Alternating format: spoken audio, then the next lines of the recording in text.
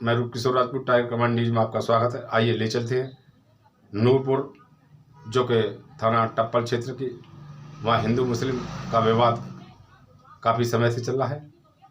यहीं के अम्बेडकर समाज पार्टी के राष्ट्रीय अध्यक्ष भाई तेज सिंह आज नूरपुर पहुँचे और नूरपुर पहुँचने के बाद में सारी घटना से टाइगर कमांड न्यूज को दिए इंटरव्यू। अम्बेडकर समाज पार्टी के राष्ट्रीय अध्यक्ष माननीय तेज सिंह जी दिल्ली से चलकर अलीगढ़ पहुंचे हैं, जहां पर दलितों और मुसलमानों के बीच में नूरपुर में जो घटना हुई है उस संदर्भ में आपने वहां का दौरा किया है।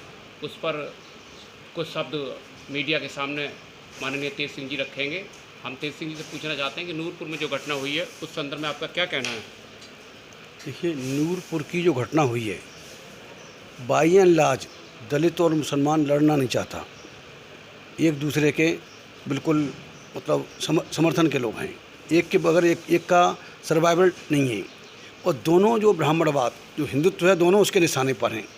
पहला निशाना पर मुसलमान है और उसके बाद में जो क्योंकि वो मजबूत दुश्मन मानता है उसको, हिंदू उसको मजबूत दुश्मन मानता है, इसलिए पहला निशाना मुसलमान है उनका और दूसरे निशाने पर दलित हैं। और ये जो केस हुआ है तो उसमें ये तो वारदात हो गई है, वैसे ही ये जनरल नहीं है। ये तो वहाँ क्या है, कुछ हर समाज में हर तरह के लोग होते हैं, वो नासमझ भी होते हैं। तो नासमझ लोगों ने ये इस तरह का घटना को अंजाम दिया। कोई ज़्यादा बड़ी घटना नहीं हुई, छोटी काश हुई, मारा मारी हल्की सी हुई है। लेकिन उसके बाद जैसा मुझे पता चला है, बीजेपी के लोग और इनके जो धार्मिक लोग जो भी हैं हिंदुओं के, वो हाँ उन्होंने इंटरफियर किया। और इंटरफियर करने के अलावा साथ में उनका ये कहना, करे मुसलमानों की तो 3 मस्जिदें, तुम्हारा कोई मंदिर नहीं है।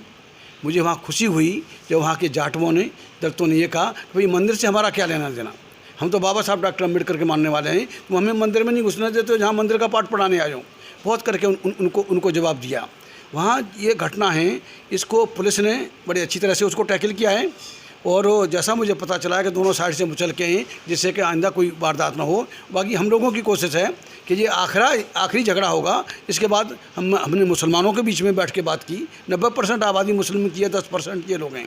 तो मारामारी होने का तो सवाल ही नहीं है। मारामारी वहाँ होती है, बराबर की टक्कर होती है। वो भी जानते हैं कि आज जो पूरे देश में चाहे कोई भी मुस्लिम लीडर हो, ये दलित मुस्लिम मुहिम चल रही है, दलित मुस्लिम इत्तेहाद भाईचारे की मुहिम चल रही है। तो उसमें इस तरह की घटना से झटका लगता है।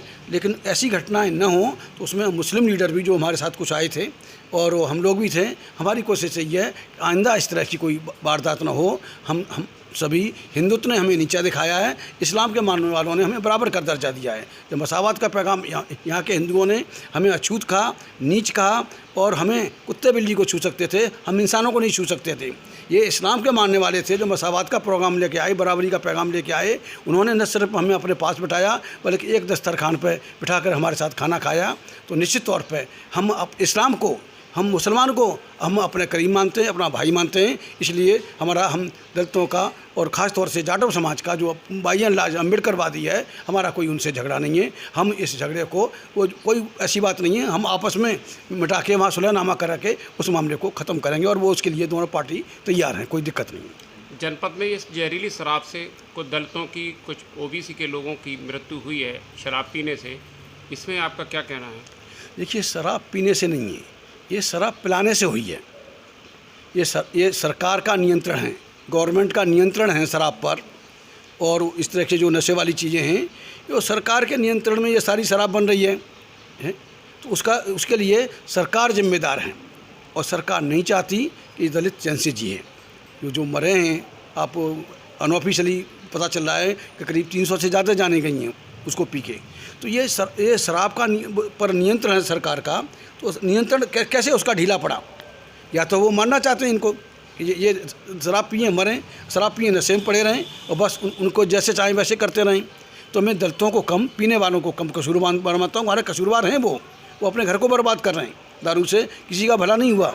ये निश्चित तौर से सरकार, इसके लिए मेरे हिसाब से सरकार जिम्मेदार है कि जिन्होंने ये जहरीली सरकार बंटवाने का जो प्रबंध किया है, वो जहरीली शराब के लिए सरकार जिम्मेदार है। वो जहरीली शराब पीने नहीं गए थे, ये तो सरकार द्वारा परोसी गई। सरकार के नियंत्रण से बाहर कैसे हुआ?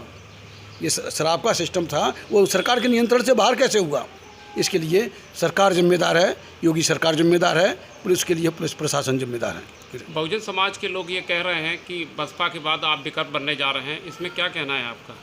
ये होता है कि ये man is known by his deeds और misdeeds in addition to the company he keeps.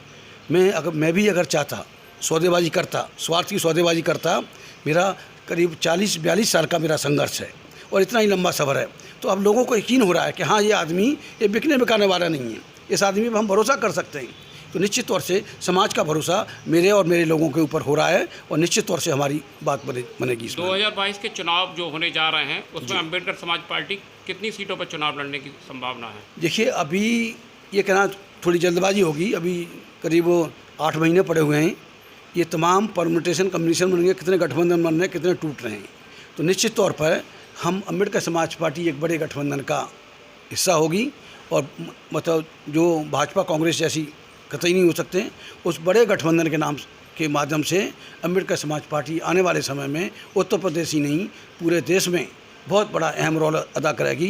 Ambedkar समाज पार्टी कश्मीर से लेके कर्नाटक तक चल रही है, पूरे देश में फैल रही है, राष्ट्रीय स्तर पर काम कर रही है। निश्चित तौर से उत्तर प्रदेश से, पंजाब से और यहाँ तक कि जम्मू कश्मीर से अम्बेडकर समाज पार्टी की बहुत बड़ी शुरुआत होने जा रही है। लोगों का भरोसा कायम हो रहा है। जो हमसे पहले थे उन्होंने इतना लोगों का भरोसा तोड़ा कि वो जो लोगों का मेरे ऊपर भरोसा करने में बहुत बड़ा लंबा अरसा लगा। निश्चित तौर से जो मेरे लोगों के हित में, दलितों के हित में, पिछड़ों के हित में, ट्राइबल्स के हित में, मुस्लिम, बौद्ध, सिख, ईसाइयों के हित में जो भी जिस तरह से मेरी सोच है, मेरा काम है, निश्चित तौर से अब उसकी सराहना सरेआम हो रही है और निश्चित तौर से ये बात बनने जा रही है। बड़ा अम्बेडकर समाज पार्टी बड़ा रोल प्ले करेगी इलेक्शन में और उसके बाद सरकार में भी। धन्यवाद भाई तेज सिंह जी, आपने जो है पत्रकारों के माध्यम से अपने मिशन के बारे में पूरा जिक्र किया है। हम आपसे फिर मिलते रहेंगे।